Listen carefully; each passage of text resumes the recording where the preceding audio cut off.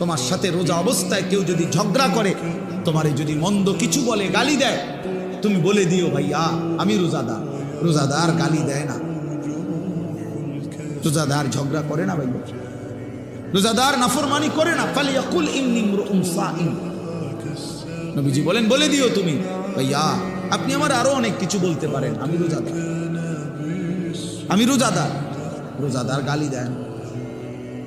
রাসূলুল্লাহ সাল্লাল্লাহু আলাইহি ওয়াসাল্লাম বলেন লাইসাল মুমিনু বিত্তাআন ওয়ালাল লাআন ওয়ালাল ফাহিশ ওয়ালাল বাদী। এটা হাদিস। নবীজি বলেন মুমিন খোঁটা দানকারী হয় না। খাবাইয়া 10 টাকা খাবাইয়া আবার এক সপ্তাহ পরে দাদা এদিনও তো তোরে 10 টাকা খাবাইয়া, আমরা এতে না খাওয়ানি ভালো ছিল। তা আল্লাহ নবী সাল্লাল্লাহু আলাইহি ওয়াসাল্লাম বলেন মুমিন খোঁটা দেয় না, অনুগ্রহ করে কি দেয় না, খোঁটা দেয়। ওয়ালাল লাআন, মুমিন কাউকে লানত দেয় না।